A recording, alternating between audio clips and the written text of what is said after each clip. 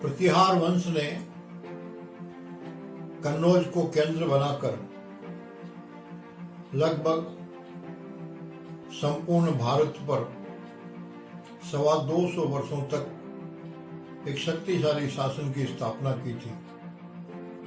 समुद्रगुप्त की तरह दक्षिण भारत को अपने साम्राज्य में सीधे नहीं मिलाया, उन पे अपना वर्चस्व बना के रखा, लेकिन उत्तर भारत को एक संगठित साम्राज्य के रूप में केंद्रित किया, स्थापित किया।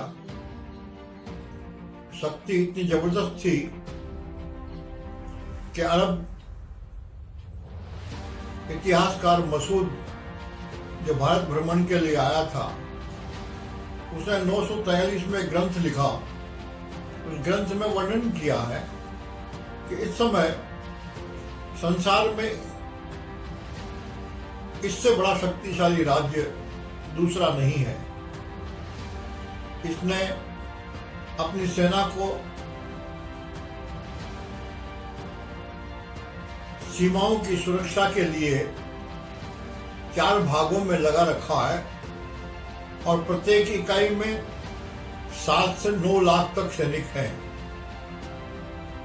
आप कल्पना कर सकते हैं कि कितनी विशाल शक्ति का ये साम्राज्य था।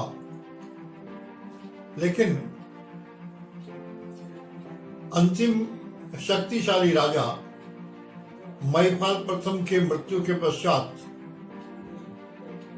8-10 वर्षों के अंदर अंदर ही ये साम्राज्य बिखर गया। कमजोर उत्तराधिकारी थे और कमजोर उत्तराधिकारियों के कारण से साम्राज्य खंड खंड हो गया और अनेक जो सामंती राज्य थे, जो इनके अंतर्गत राज्य थे, वो स्वतंत्र होकर के संप्रभु राज्य बन गए और संपूर्ण उत्तर भारत जो एक छत्र शासन था वो बिखर गया, अनेक भागों में विभाजित हो गया। भारत के मध्य क्षेत्र में बुंदेलखंड कालिंदर का एक राज्य चंदेल राज्य के नाम से खड़ा हुआ। यह भी आगे चलकर बहुत शक्तिशाली साम्राज्य बना। इसके बाद जबलपुर का चेदी साम्राज्य हुआ। चेदी साम्राज्य के बाद राजपुताने के अंदर चौहान साम्राज्य उभरा। मालवा में परमार साम्राज्य और उत्तर पश्चिम के सीमा प्रांत के सहानुशाही साम्राज्य बना।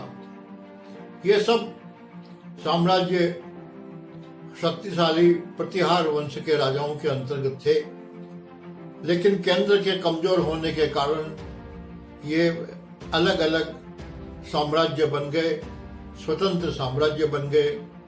यद्यपि ये बड़े शक्तिशाली साम्राज्य थे, कमजोर साम्राज्य इनमें से कोई नहीं था।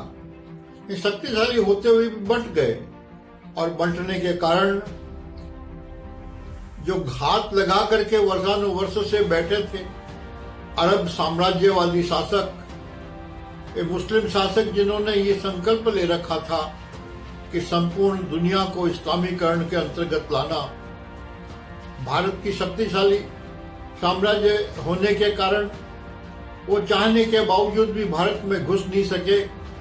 लेकिन वो जानते थे कि यदि भारत पर राज्य स्थापित कर लेंगे, भारत सोने की चिड़िया है, बहुत सारा धन धान्य मिलेगा और उसके कारण विश्व में साम्राज्य स्थापित करने में सुविधा मिलेगी, आसानी होगी। और इसलिए इन छोटे छोटे साम्राज्यों के उदय ने उनके लिए राह प्रशस्त की और उनके मन में फिर से भारत में घुसने की लालसा जागृत हो गई।